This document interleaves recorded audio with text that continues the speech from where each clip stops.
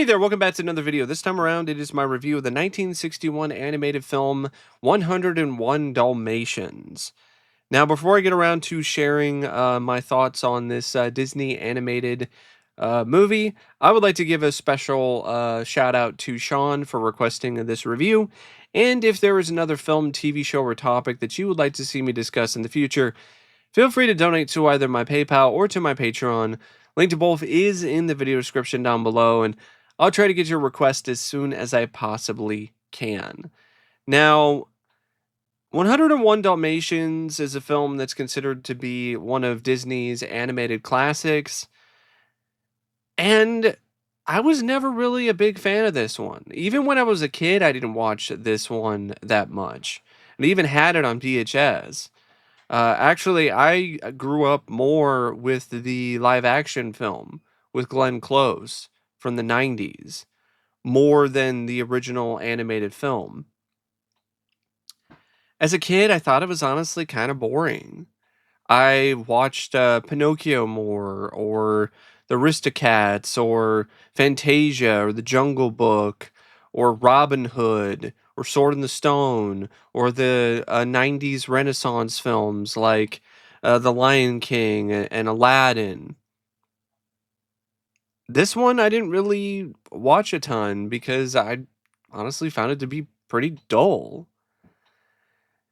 So I was looking forward to watching this again, maybe developing a newfound appreciation for it after all these years as an adult. And no, I honestly feel the same way about it. It's all right. It's okay for what it is, but I definitely am not a big fan of it. Now, it's directed by the trio of Wolfgang Reitherman, Hamilton Luske, and Clyde Geronimi. And I think the three directors do a pretty decent job directing this. They have a nice array of different types of pans and zooms within the realm of animation. The animation with the dogs and the puppies and Cruella and her minions and the other animals and other characters is pretty fluid for the most part. I do think there are some shots in it though that are a bit stiff, but I think that's more due to the limitations of the art style than anything else. The art style is like definitely influenced, I think, by a lot of European art that was very popular around this time. You saw this type of art style in a lot of sketches and things like that for models and for fashion and stuff and so on in the 60s, and that style is replicated here, and it provides the film with a unique look to it, but it also limits what it can do in terms of the animation, especially when it comes to the backgrounds. So I think the directors do the best that they can, considering the limitations, but the limitations are definitely there. And I would say their best direction is honestly when there's a lot of puppies, there's a lot of dogs on the screen, and there's a lot of movement, or when there's like some slapstick stuff involving Cruella's minions or her henchmen, or the car chase, or action sequences. There's not a ton of those, but when they are there, they're shot really well, especially the car chase that is the climax of the film with Cruella. So I think it's a well directed film for the type of animation it is and for the time. Now, 101 Dalmatians is written by a writer named Bill Peet. It's based on a book by Dodie Smith called The 101 Dalmatians. And for me, the screenplay is honestly where the film shows the most spotty moments. You know, the most elements of it that aren't really as good as they could be, and ultimately why I'm not a really big fan of the film, because I don't think this is that great of a script. Now, it does start off rather strong, though. I really like the stuff with Pongo playing matchmaker for his owner, Roger, and him going to all these different lengths and doing all these different things in order to get Anita and Roger together. But it just fast forwards through the meat of their relationship all the way to them getting married. And I wanted to see more of them courting. I wanted to see more scenes of Roger and Anita getting to know each other better, and the audience getting to know uh, Anita and Roger better. But instead, it's just wham! Just now we're at the wedding, and I was like, that's a little fast. So I think more time should have been spent in terms of really building up the relationship between Anita and Roger. And speaking of relationships, you find out that Anita is friends with Cruella. And that's why she's initially reluctant to believe Roger in terms of his claims about how evil Cruella is. But the relationship and the connection between Anita and Cruella is very thin. And I feel that is honestly one of the more intriguing connections in the film. And it's not fleshed out, it's not delved into, and I think that's a shame. And Cruella herself, her motivation as a result is very weak. Oh, she's just an evil socialite who wants to create a fur coat out of hundreds of puppies. Okay, but why Dalmatians? So if you had something that established a pretty strong friendship between Anita and Cruella, they're unlikely friends, but they're really close with one another. And you have moments where Cruella is actually really sweet towards Anita. Then, when the friendship starts to get fractured due to Anita spending more time with Roger and her dog Perdita spending more time with Pongo, and then the two dogs having puppies, and now Cruella is being shut out of Anita's life because Anita has her focus on the puppies and the Dalmatians and on Roger. Then you could show Cruella completely start to crack.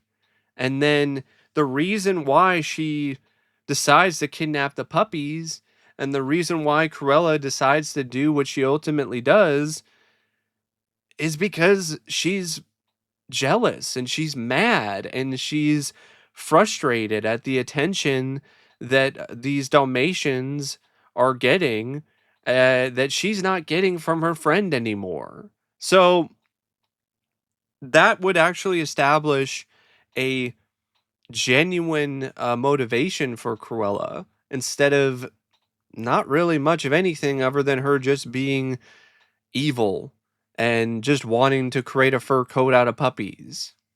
But that's just me personally. I know some people are like, "Oh, you're asking for too much for a kids movie." Honestly, I don't think I am. A lot of Disney films actually had better arcs for characters and more drawn out stuff involving the overall characterization for different characters throughout the stories. So I don't really think I am asking for too much out of a Disney movie. And honestly, I don't think it's really an excuse. Oh, it's a kids movie. Yeah, kids movies can have better writing. They don't have to be written in such a honestly kind of lazy fashion. Because that is pretty lazy to just like, oh, we're going to fast forward through the relationship between Anita and Roger and Pongo and Perdita. And then we're going to go straight towards Pongo and Perdita having puppies. Cruella wants to see the puppies. Puppies haven't been born yet, but eventually she gets to see them. But the only reason why she wants to see them is because she wants to create a fur coat later because she's just evil with not really much of an explanation. as to why she's so evil, it's like that's honestly kind of lazy. So the puppies, the wind up getting kidnapped by Cruella, and this is really the moment though when the film really started to drag for me, because it starts this bark chain with these dogs throughout the city, and Pongo's doing it so we could try to get some information from other dogs about where the puppies might be. And this scene goes on forever. It honestly could have been trimmed considerably or just trimmed out of the movie. Maybe there's some other way that Pongo and Perdita find out about the dogs or where the puppies are, cuz this was just really hard to watch. Like, it's just a bunch of dogs barking incessantly, and it's annoying, and it's just honestly one of my least favorite things I can think of when it comes to a Disney animated movie, because it's just I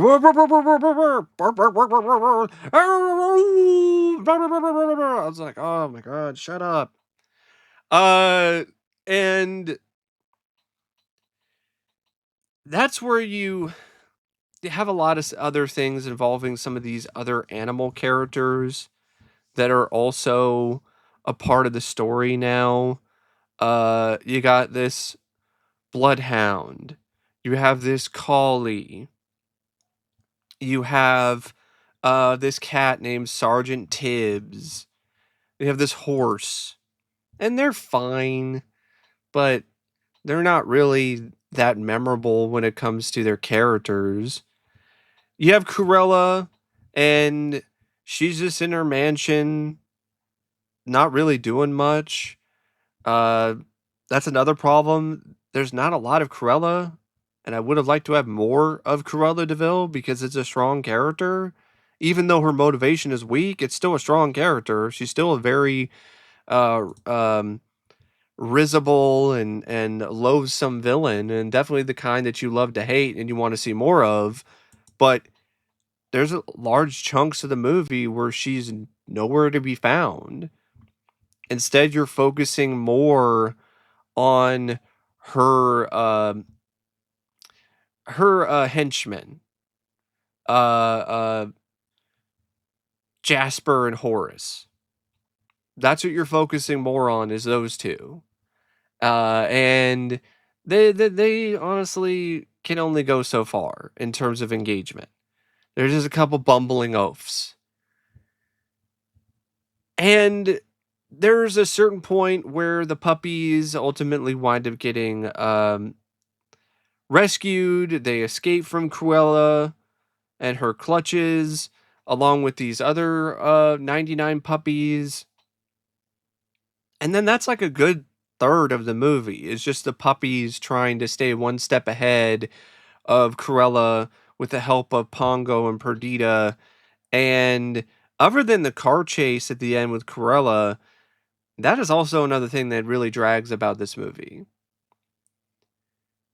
And I like the car chase, the climactic car chase. It's a really well shot, really well put together, well written action sequence. I like the idea of the puppies covering themselves in soot so they can uh, hide from Cruella and make her think that they're some other type of dog other than a Dalmatian. I think that was rather clever. And I don't mind the idea of Anita and Roger deciding to adopt all 101 Dalmatians, but it is the kind of story that just isn't really that engaging, interesting, or fun for me for the most part, because a lot of it is just puppies get kidnapped, puppies then escape, puppies then are then wandering around or running around trying to find their way back home in a multitude of sequences that seem like they're really stretched out. This honestly felt like a screenplay that was just full of a ton of padding. Like, they didn't really have enough for a full feature length film, and so they just padded it with multiple moments with the two bumbling crooks getting into slapstick scenarios. Uh, Extended the bit with the puppies trying to head back home after they escape from Cruella. The bark chain scene. Just a lot of padding. And I wish they would have padded it with something better. Like, pad it with more musical numbers that are on par with the Corella DeVille song, which is a real highlight of this film. It's a very catchy theme. It's definitely the only song from the movie that is actually that noteworthy or memorable, because it's not Dalmatian Plantation, or I think that's what it was called, the song that ended the movie. So why not have more musical numbers? Have more scenes with the puppies where we actually get to see more of their distinct personalities, like the bit where they're watching TV early on in the movie. More of that with all of those characters. Instead, it's just the bare minimum with those puppies. So you just, okay, there's a little bit of fun with their distinctive personalities, and then it doesn't really do as much with that throughout the rest of the movie. And like I said, don't have so much useless and not very good padding, like the bark chain stuff. Give me more of the relationship between Anita and Roger instead, or the friendship between Corella and Anita, and then that falling apart, and then Corella hating Dalmatians because of it. Like, something like that, instead of all this other padding that, in my opinion, doesn't really add as much to the film, except just add to its runtime. Also, make it funnier. It's not really that funny. I didn't laugh once while watching the entire movie. Maybe it's because it's humor that might be really dated because it's like 60s humor, but it's not really that funny. So there's not really a whole lot of that going for this script. So you don't have that many musical numbers that are worth anything other than Corello DeVille. It's not really that funny, so it doesn't really work in that regard. It's not really a film that has like the most memorable dialogue either. So that's not particularly its biggest strong suit. It's a screenplay that has its heart in the right place with the puppies and them finding their way to Roger and Anita and them adopting the 101 Dalmatians. And there definitely is a inherent sense of rooting for the puppies to escape and to be okay and to escape from Cruella. So that is something that I think is definitely an element that is still very effective. And like I said, I do like the love story with Anita and Roger. I just wish there was more of it. And I like the fact that Roger is like a musician. That's definitely something that also adds a different sort of feel and a different uh, bit of style to his character, an extra added bit of flair. But this script to me, it is just the epitome of just average. When I really feel that there were a lot of elements that could have made it a lot more and a lot better than that. And it honestly kind of feels like it's a waste of some really good potential and a waste of one of Disney's best villains in Cruella DeVille. Now, the voice cast, I think, is quite good. I like Rod Taylor as Pongo. I think he did a great job voicing Roger's dashing Dalmatian. And I didn't mind J. Pat O'Malley and Fred Worlock as Jasper and Horace. Betty Lou Gerson was great. She was amazing as Cruella. One of my favorite voiceover works for a Disney animated film. Love it. I love her Cruella. So good.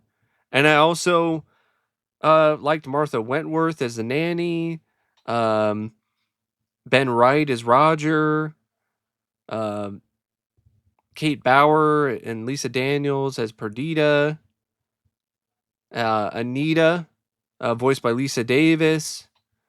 Tim Conway is a Collie. Dave Frankham is Sergeant Tibbs. So it's got a good voice cast. The voice actors, they all deliver animated performances. They're lively.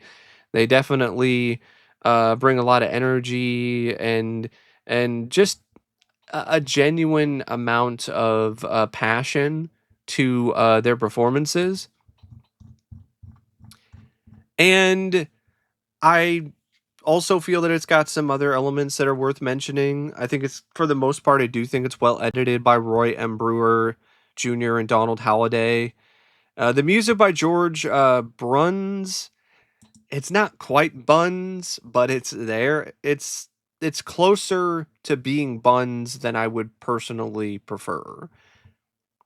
This is definitely one of the more forgettable scores from a Disney animated film. So that's another element of it that's not as good as it could be. It's just a generic, very bland, dull, and boring score mostly. Other than the opening credits with all the different sound effects, which I thought was maybe a sign of what's to come, but no, not really.